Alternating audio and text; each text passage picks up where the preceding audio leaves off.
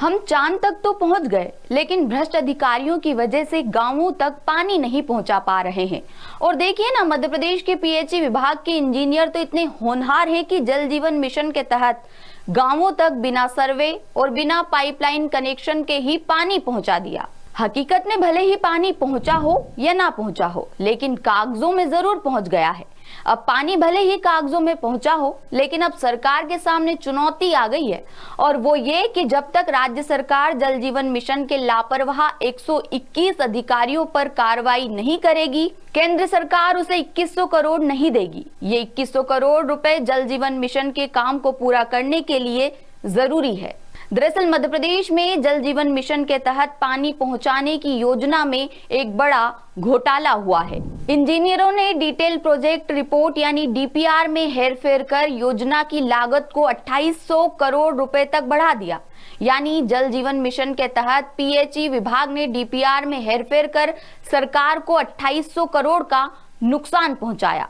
दरअसल इंजीनियरों ने गांवों में सर्वे से छूटे घरों तक पानी पहुंचाने के नाम पर टेंडर की डीपीआर में गड़बड़ी कर उसे बदल दी थी। रिपोर्ट में लागत 50 से 60% तक बढ़ा दी गई थी, और ये पूरा खेल विभाग के बड़े अधिकारियों और इंजीनियरों की मिली भगत से हुआ था, जिसके बाद गांवों में जल जीवन मिशन के तहत सही ढंग से सर्वे न होने की शिकायत जिलों के कलेक्टरों के जरिए पीएचई के प्रमुख सचिव तक पहुंची थी।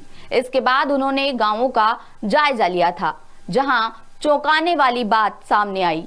प्रदेश के करीब 8 लाख घरों का सर्वे हुआ ही नहीं था, जिसके बाद जांच रिपोर्ट उन्होंने मुख्य सचिव को सौंपी थी और मामला आगे मुख्यमंत्री मोहन यादव तक पहुंचा। हैरानी की बात तो यह भी थी कि मंत्री संपत्तियां उइके के गृह जिला मंडला में टेंडर की दरें 117% तक बढ़ा दी गई थी। वहीं उनके प्रभार वाले जिले सिंगरौली में ये बढ़ोतरी रिकॉर्ड स्तर पर यानी 265% तक पहुंच गई थी।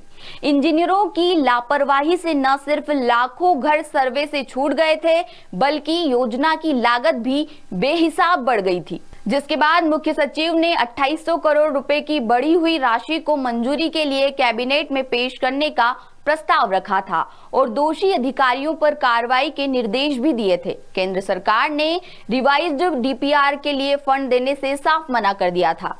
नतीजतन राज्य सरकार को ही इस अतिरिक्त 2800 करोड़ रुपए का भार उठाना पड़ा था। इसके बाद कार्रवाई शुरू की गई और 121 इंजीनियरों को नोटिस थमा दिए गए थे। बहरहाल अब उन टेंडरों की जांच जारी है जिनकी डीपीआर में लागत 30% से ज्यादा बढ़ाई गई थी। अब देखना होगा कि जांच में और क्या कुछ खुलासे होते हैं और पीएचई विभाग के 121 इंजीनियरों पर कार्रवाई होती है या नहीं।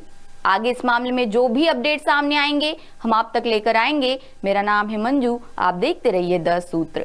शुक्रिया। लेटेस्ट, इन्वेस्टिगेटिव और इन डेप्थ खबरें देखने के लिए ज्वाइन कीजिए 10 सूत्र का व्हाट्सएप चैनल, सब्सक्राइब कीजिए यूट्यूब चैनल, लाइक कीजिए फेसबुक पेज और पढ़ते रहिए वेबसाइट www.dasudr.com।